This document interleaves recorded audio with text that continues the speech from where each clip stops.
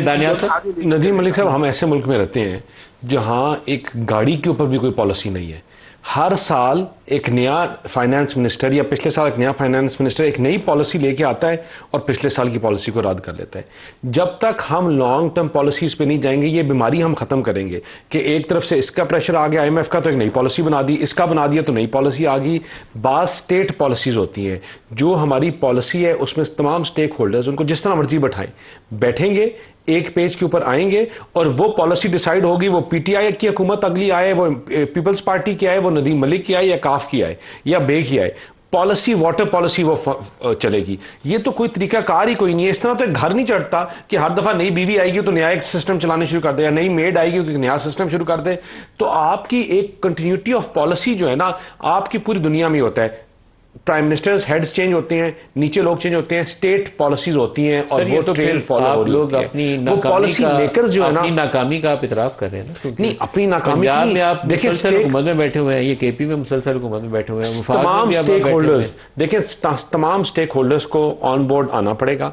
एक पेपर एक पेज के ऊपर और अपने ग्रीवियंसेस को निकालें, साइड पे रखें। एक पॉलिसी जिसके ऊपर आप अग्री कर सकते हैं वो पॉलिसी आप रख दें। उसके बाद चाहे जो पार्टी है उस पॉलिसी को फॉलो करें। आपने किसके ऊपर 9 मई के अंदर करना है, किसको NRO देना है, किसको आपने किस केस में बंद करना है, वो चलता रहे, लेकिन एक चीज के ऊपर कोई यूनिफाइड पॉलिसी आ जाए यार।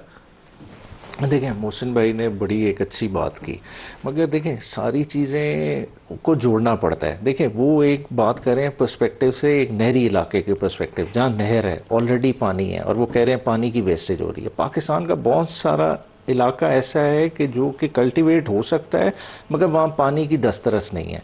आप पानी के रिजर्वॉयर बढ़ाने की क्यों बात कर रहे हैं? हम चाह रहे हैं कि हमारे जो रेगिस्तान है वो फर्टाइल है, वो भी आबाद होने चाहिए। उधर के लोगों का भी हक है। खाली वही इलाके जिन्हें गोरा नवाज गया है वही काबिल कास्ट रहेंगे क्या? दूसरे बरानी इलाकों का कोई हक नहीं। हमारा पूरा पोटवार ऐसे पड़ा हुआ है जो कि फर्टिलाइज क्या कल्टीवेट हो सकता है, खाली छोटे छोटे डैम्स की ज़रूरत है, तो उनको भी हम नज़रअंदाज नहीं कर सकते। ये मिक्स एंड मैच एक पॉलिसी अपनानी पड़ेगी और इन डैम्स की कोई इतनी बड़ी कॉस्ट भी नहीं है। ये छोटे छोटे डैम्स बनाएं, आपका क्या होगा, आपका पोटवार पूरा एक फ्रूट बास्केट बन सकता है, बड़े आराम से पूरी की पूरी शेप चेंज हो सकती है। आप सेक्टर डेवलपमेंट के ऊपर एक नेशनल प्लान बना लें, आपको वर्ल्ड बैंक KDB वगैरह से इस पे फंडिंग भी मिल जाएगी। आप प्लान तो बनाएं पहले, हम तो प्लान ही नहीं बना रहे, लड़ाई नहीं खत्म, प्लान मगर प्लान से पहले वाली पॉलिसीज़ को रिव्यू भी तो करें। देखें, आपकी ये सारे इरिगेशन डिपार्टमेंट स्प्रिंकलर्स की स्कीम नहीं देता, खाले पक्के की स्कीमें नहीं देता, लोगों ने 20% जमा करा के 10-10 लाख रुपया का कर्जे नहीं लिए, ग्रांट्स नहीं लिए। देखें वो किधर गया है? बात है ये सारी चीजें, ये मैं आपको बताऊं, ये सारा कुछ है, लेकिन मैं बात कर रहा हूं यूनिफाइड पॉलिसी फिर भी कोई नहीं है ना। आपके डैम्स बना के दे दिए, इरिगेशन का सिस्टम लगा के दे दिया, ऑलिव्स लगा के दे दिए, but what is the unified policy?